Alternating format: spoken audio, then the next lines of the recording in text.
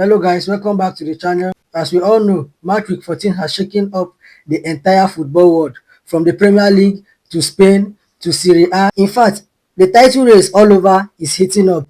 Big clubs dropping unexpected points and the pressure is starting to show everywhere. So today I'll be breaking down the biggest talking points you need to know this season so far, from Manchester United's struggle to Liverpool's inconsistency and Chelsea's unpredictable form, including Arsenal's dominance in the Premier League and what we think about Manchester City drawing closer to Arsenal this season so far, all the way to Barcelona and Real Madrid battling it out in LaLiga. These are the stories shaping the football landscape right now. Let's go straight into it. Let's start with the Premier League title race. Arsenal, as we all know, are emerging the most stable and consistent title contenders in the Premier League so far this season.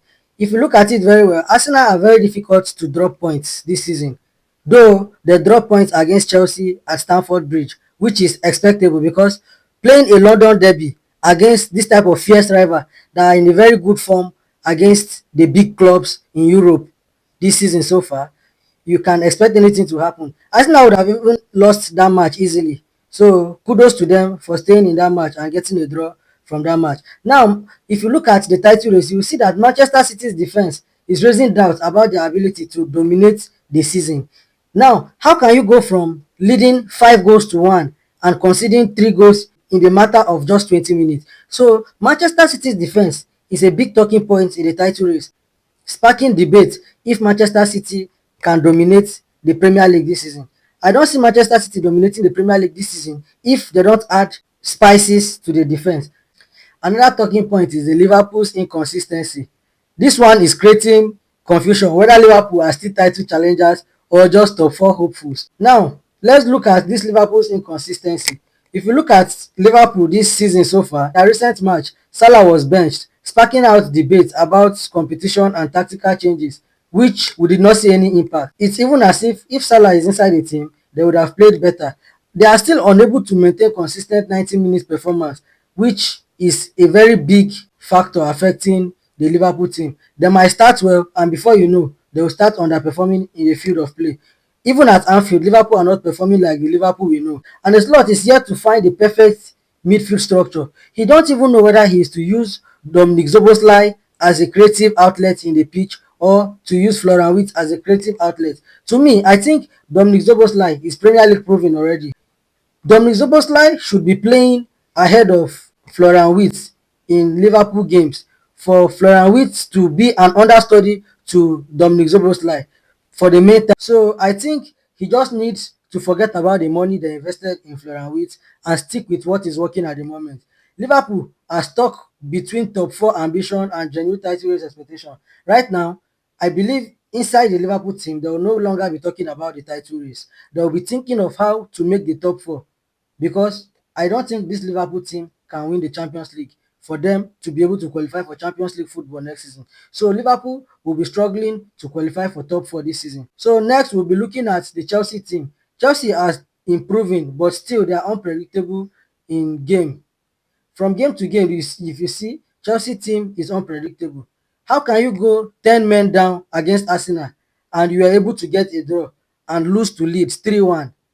It's very uncalled for. If you look at it very well, you don't know the version of Chelsea you will see in any game you are entering. So Chelsea needs to work on their consistent form. They are very good this season, but their form is not consistent. In some matches, they play out of form, especially the small matches. They play out of form, and in big matches, they play in good form.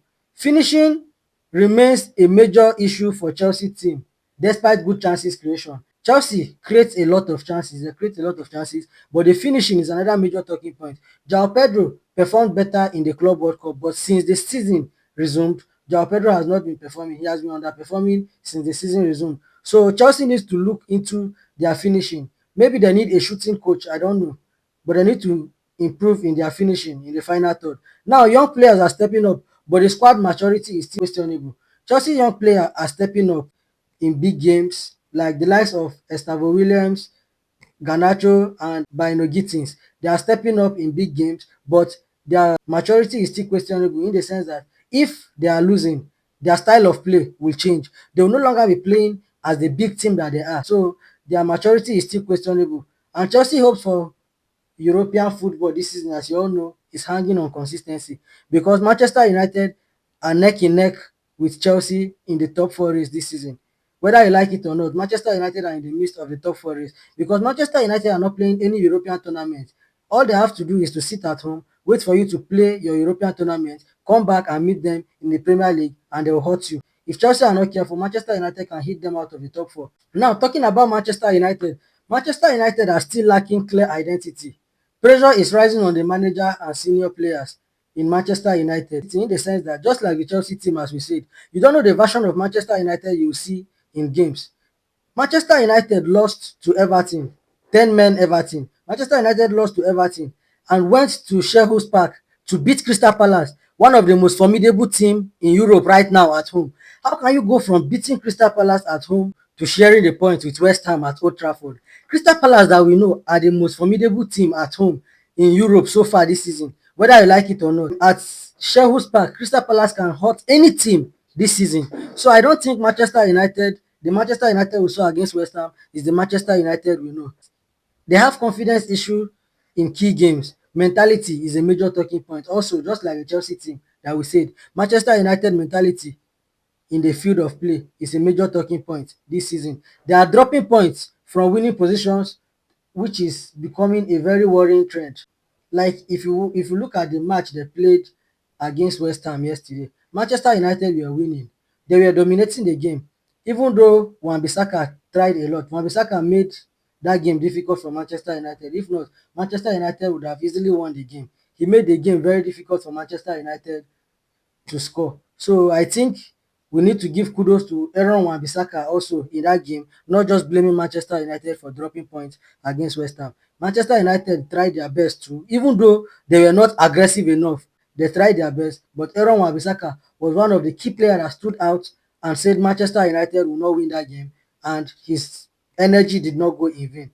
The fans' frustration on the Manchester United manager is growing because the team's progress remain unclear. You don't know the version of Manchester United to see in the next fixture you will be playing. So I think the fans really need to be bothered about this. Now, another thing that might tweak the Premier League top four race this season will be these festive fixtures.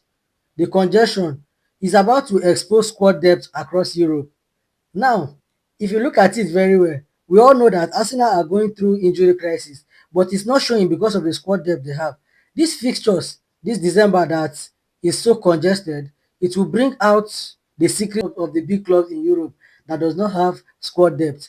You like the likes of Manchester United now, you see the likes of Brian Mbeumo going to AFCON and even Amad Diallo, he will be going for AFCON. So this is one of the factors that will affect the Manchester United play this festive period.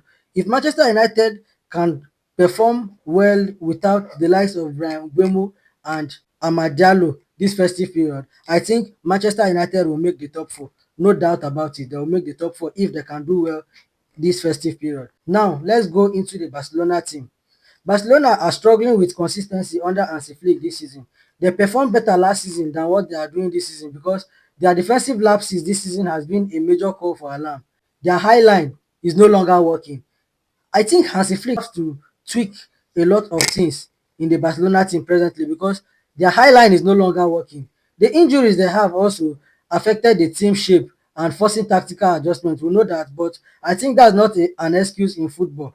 That's the reason why you bring in players during the summer. So now when you come to the Real Madrid team, you see that Real Madrid are showing strong mentality and consistency in key matches. If you look at the match they played against Athletic Bilbao, Real Madrid really performed well in that match. Athletic Bilbao did not do anything spectacular in that game. Even though Courtois stood out and denied Athletic Bilbao with key saves in the match, I think Real Madrid still stood out. Their performance were exceptional in that game.